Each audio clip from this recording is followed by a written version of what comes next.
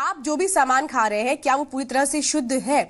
ये सवाल इसलिए उठ रहा है क्योंकि कानपुर एचबीटीआई इंस्टीट्यूट ने जिस तरह से रिसर्च किया है वो ये बता रहा है कि मस्टर्ड ऑयल में ज्यादातर कंपनियां मिलावट कर रही हैं। यानी समझ लीजिए आपकी सेहत के साथ किस तरह से खिलवाड़ किया जा रहा है। विश्वास के साथ आप सामान खरीदते हैं, लेकिन हो सकता है जो विश्वास आप रख रहे हो उन चीजों में वही उसी के साथ धोखा हो रहा हो।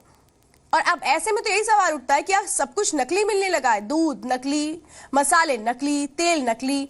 तो कानपुर की एचबीटीआई इंस्टीट्यूट का कहना है कि मस्टर्ड ऑयल में केमिकल की मिलावट हो रही है और ये मिलावट बड़ी और नामी कंपनियां कर रही हैं। इसकी वजह से लोगों को गंभीर बीमारी भी होने का खतरा है। अब ऐसे में लोग खाएं तो खाएं क्या?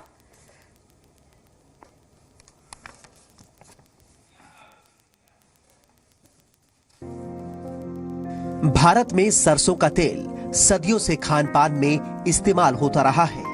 माना जाता है कि इसके इस्तेमाल से शरीर मजबूत रहता है और प्रतिरोधक क्षमता विकसित होती है।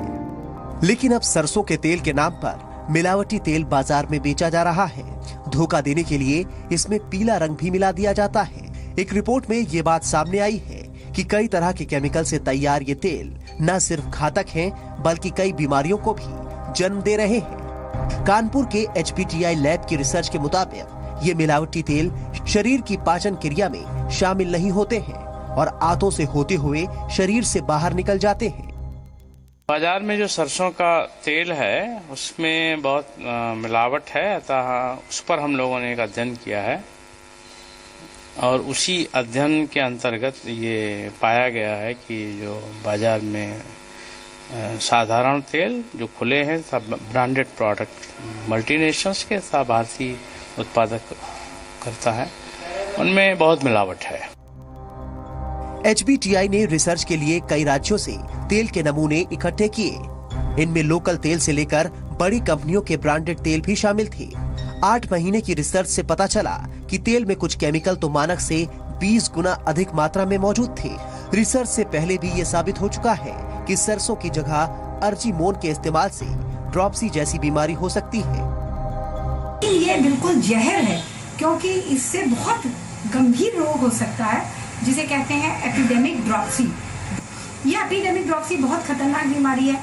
इसमें सूजन के अलावा जब ये पानी भरता है, ये पानी पूरे शरीर में फैलता है, फेफड़े तक पहुंच जाता है और फेफड़े से ये हार्ट तक में जोर डालता है और हार्ट में इतना प्रेशर डालता है, हार्ट फेलियर हो जाता है।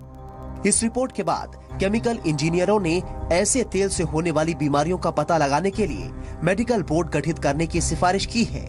वहीं आम आदमी भी रिपोर्ट के बारे में जानकर हैरान परेशान है। पहले भी ये बात सामने आ चुकी है कि देश में जितना सरसों पैदा होता है उससे ज्यादा तेल बाजार में मौजूद है। ऐसे में मिलावटी और नकली तेलों पर रोक लगाकर ही आम आदमी की सेहत का ख्याल रखा जा सकता है।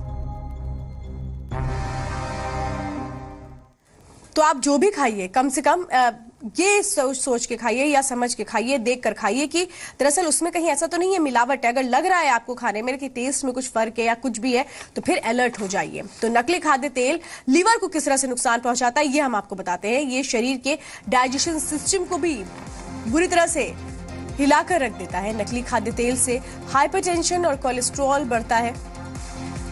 नकली खाद्य तेल की वजह से किडनी भी खराब हो जाती है। तो जॉइंटिस, हेपेटाइटिस, उल्टी, पेचिस, एनीमिया जैसी घातक बीमारियां